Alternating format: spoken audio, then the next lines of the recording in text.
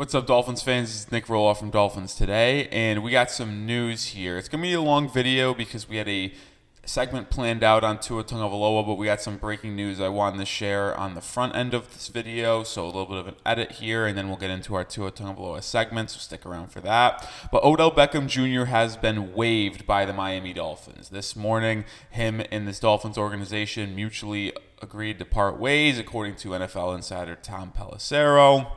And even though this comes as a shock, I'm not really that surprised by it. Hand up, was wrong. I thought Odell Beckham Jr. was going to be a really good third wide receiver for Miami. He played well last season for the Ravens, had over 500 yards, but I just don't think he ever got off to the right foot in Miami ever since he had that injury that forced him to miss the first 4 games of the season. And then when he tried the return in Week 5 against New England, you can just tell that he wasn't the same guy anymore. And unfortunately, I think Odell Beckham Jr. for his career is cooked. I hate to say that, but I've tweeted that out multiple times on game day. When you just watch him move around on the football field, run routes, catch it, and try to make things happen after the catch. Like, he clearly is not that guy anymore, and he clearly just doesn't have the juice or athleticism to compete with these healthy young NFL guys in the NFL anymore. It's sad to see, but Chris Grier and him mutually part ways. And to me, I don't think that's even a loss for Miami. He really wasn't getting that much playing time. If we're going to be honest, Malik Washington was getting way more PT over him as a potential third wide receiver. Emergence of Jonnu Smith and Devon Achane in the passing game. They have taken over the third and fourth pass catcher role behind Jalen Waddle and Tyreek Hill.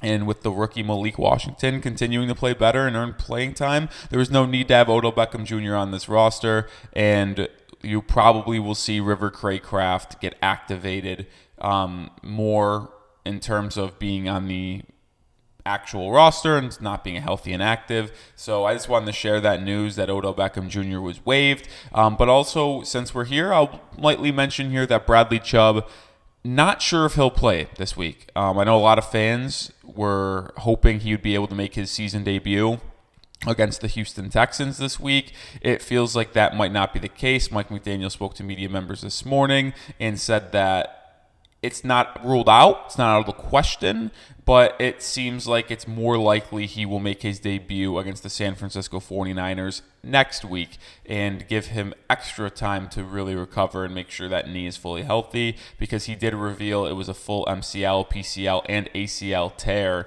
last season, which is a long, long recovery, and it explains why he's been out for almost exactly 12 months. So those are your updates. One more, I guess, is Terron Armstead. Mike McDaniel is pessimistic about him playing this weekend.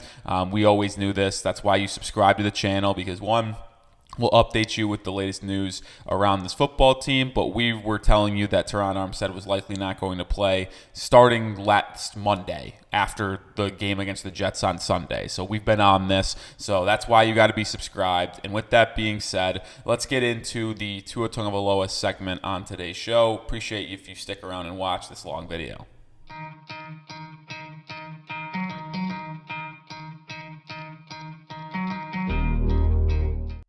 Tua Tagovailoa deserves to get more respect from Dolphins fans, but also fans around the National Football League, because he has been absolutely phenomenal this season, especially since returning from injured reserve and that concussion he suffered in Week 2 against the Buffalo Bills. Like, since he returned from IR in Week 8 against the Arizona Cardinals, he's playing at an MVP level. And some people might still call back and say, well, the Dolphins have lost 3 games in that span. They lost to the Bills, they lost to the Cardinals, they lost to the Packers, and he wasn't as sharp as he usually is in the cold weather games. Well, he's still playing at a level that, with quarterback play being down this season, well, Tua's has remained the same, or at least gotten better. And we'll break down some of those numbers in just a second. But make sure you are following us over on Instagram. At Dolphins Today IG is our handle. We are putting out content on a daily basis over there. And if you want to be covered on the Miami Dolphins outside of YouTube and covered 24/7, make sure you're following us on Instagram at Dolphins Today IG.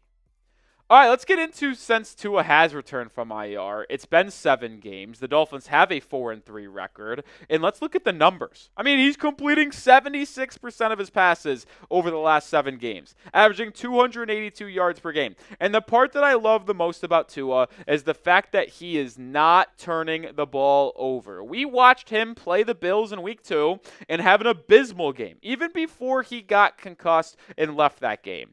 He had a terrible game. 3 interceptions, and a couple of them were really, really bad. But I don't know what it is. He is a different ball player in the last 7 weeks. He's been efficient. He's been accurate. His anticipation has been on a different level, and his processing of the field has been generational as well. He's moving through his reads so quickly that he's getting the ball out of his hands so quickly that even this offensive line, who has had its struggles this year, hasn't costed this team football games in the passing game because Tua's getting out of his hands so quickly. And how about this, folks? There could be an NFL record residing in Miami with Tua Tagovailoa. He currently has a 74.5 completion percentage on the season.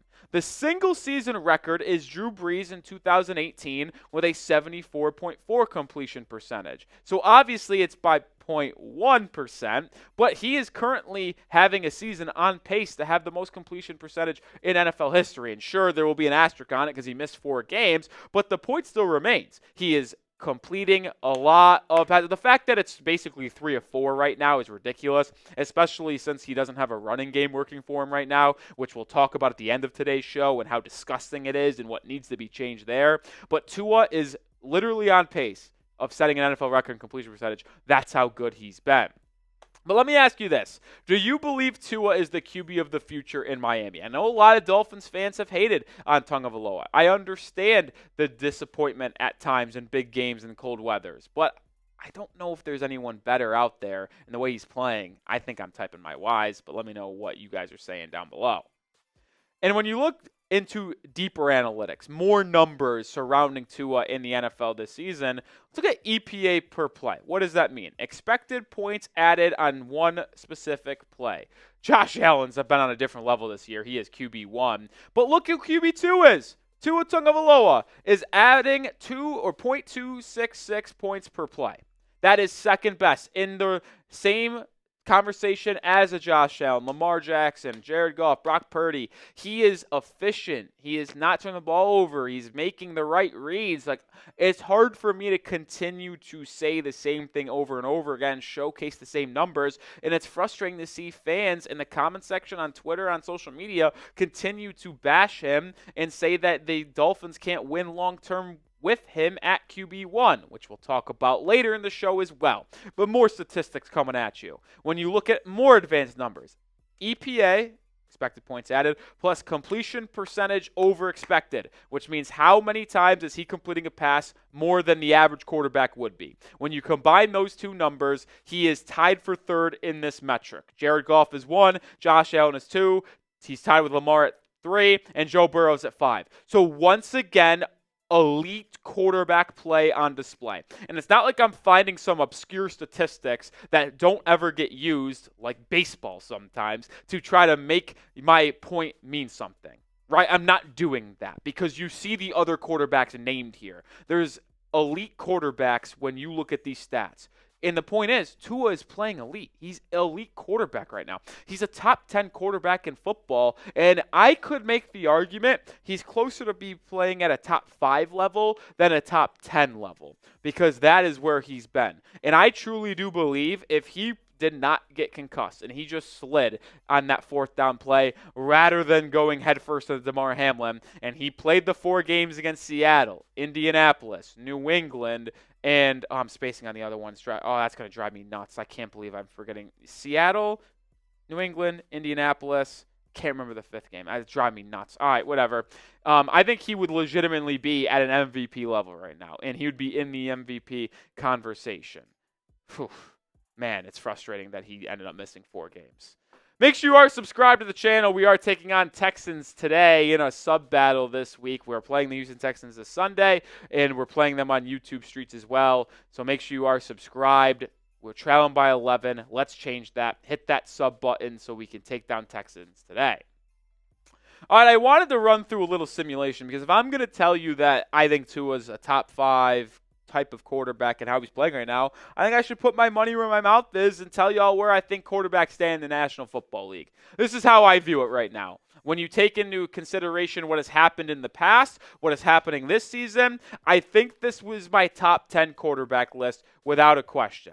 Josh Allen, I think, has taken over QB1. I really think he has. That offense and him has just been absolutely unbelievable. I got Mahomes 2, Burrow 3, Lamar 4, Herbert at 5. He's just been unbelievable accurate. Those wide receivers have let him down in Los Angeles, but I think 2 is at 6. I legitimately do not think another quarterback has played better in the National Football League this season than Tua outside of those 5 on the left. Jalen Hurts, I don't think so. And I don't trust him throwing the football. Kyler Murray's been good, but he turns the ball over a lot. Stafford's had a little bit of a down year. Jordan Love, to me, has played well, but I don't think he is really that good outside of the LaFleur system. CJ Stroud struggled this year. Aaron Rodgers has gone downhill. Dak Prescott continues to show his limitations. I legitimately think that Tua Tagovailoa has been an unbelievable quarterback this year, and he deserves to be in the conversation for top 5 quarterback in the National Football League. And I will go to bat for Tua in this situation because I don't think there's another quarterback you can name that is better than him right now other than the 5 that I put on the left side there. And I understand the limitations. His arm strength isn't there. His injury history is there. But some of the things he does on an elite level make up for those limitations. The anticipation, the accuracy, the processing of the field, the ability to hit that quick passing game, but also, if he had time in the pocket, hit the deep game as well. Like, the limitations are there. Not saying he's the perfect quarterback, but to me, the positives outweigh the negatives by quite a bit. And when fans want to talk about Tua not being the guy long term, I think you guys need to mellow out. Shout out to Mellow Seltzer. And if you want more on Mellow Seltzer, hit me up on Twitter, social media, Nic_Rohloff. But you're not going to find a better quarterback. Like, is there a quarterback in the draft that will ultimately be better than Tua? No. It's flat out no. In different draft classes, sure. I don't think there's a world where Shurdur Sanders or Cam Ward come into the NFL and become a better quarterback than Tua. I don't. That's how I feel in that regards. And you're not finding a better one on the trade market. You're not finding a better one on free agency. So Tua is going to be the guy here for the Miami Dolphins. And to me, if you just built a more complete roster around him, this team would be money. I know the speed is fun. The Tyreek Hill, the Jalen Wild, the Achane. But you need to have a more physical ball club. You need to have taller, more physical wide receivers on the outside. You need to get better on the interior offensive line at left guard and right guard so you could run the ball more north-south rather than having to go east-west in the run game all the time. You need a more physical running back as well to complement Devon Achane. Achane's been great, but he can't run inside the tackles consistently. He's 180 pounds, and he's only 5'8", 5'9". He's not a big running back. And then that's not even mentioning the defensive side of the ball, which we've seen their struggles and deficiencies in terms of their physicality, missing tackles and secondary. But when you're just looking at the offensive side of things, there's no one doing it better than Tua Tagovailoa. Over the last 4 weeks, number 1 completion percentage, 2nd passing yardage, most touchdowns thrown, and, hey, no interceptions, which is obviously going to be the best in football as well. Like, there is no quarterback playing at a better level than Tua is right now. And how about this shocking stat, folks? Tua has thrown for 300 yards in 3 straight weeks. Patriots, Packers, and then the Jets this Sunday. He joined Dan Marino as the only Dolphins quarterback with 3 consecutive 300-yard games. So when you think about it, 300-yard games, 3 in a row, only quarterbacks who do it. Dan Marino, Tua Tagovailoa. And I know a lot of people are going to be down on Tua, and I know there are a lot of people out there. Trust me, I read the comment section for the most part. He's going to go down as the 2nd-best quarterback in Dolphins history, though. Like, seriously. Assuming Tua's here for 2-3 years plus, he's going to put up numbers. The Dolphins are going to be competitive. He is going to be the 2nd-best quarterback in Dolphins history. He just is. And the fact that he's doing this with no rushing game makes it all even more impressive, in my opinion. Because one of the reasons why I was so excited for this Dolphins offense, and I actually made a video about it as well, that the fact that Mike McDaniel was calling more run games and was calling a more balanced game as well, like, I think is just so important. and was so good to have the sustained offense of Miami. But over the last 5 weeks, that complementary football, that complementary offense has gone away. It has. The Dolphins cannot run the football over the last 5 games. Look at the numbers since the Week 10 game against the Rams. 67, 82, 65, 39, 44. You can't get above 90 rushing yards at all in the last 5 games. You're averaging 59.4 rush yards a game over the last 5 weeks. By the way, in case you didn't know, that's the worst in football. Like, to me, if you're just able to bolster the offensive line on the interior, get a better left guard, get a better right guard, and then get a more physical running back as well to have a more complementary running game that can be consistent and stay long term, this QB will be able to lead you into playoff games. And some may say that you'll look to the struggles in cold weather games. I think we might have to put that blame more on Mike McDaniel, more on the identity of this football team, more than Tua. Because if this team could rely on a running game, could run in between the tackles, can go north-south and be a physical team up in the trenches and with their running backs, then it takes just so much pressure off of Tua. Like, listen, I'm not saying Tua is better than Mahomes. Mahomes hasn't been good statistically this year, but they've been able to win 11, 12 games and have the best record in football. Why? Because they can run the football and they can be physical and they can beat you in the margins. The Dolphins can't beat you in the margins. When was the last time the Dolphins have had a bad game from Tua and still won? I'll hang up and listen. Let me know, though. Do you think that's on me. But sorry, a little confusion here on my end, folks. But either way, I'll do it for today's show. Got a little wound up there at the end. Make sure you hit that sub button and join the channel because we're going to be live for Sunday's game against the Texans where hopefully Miami's able to get a win.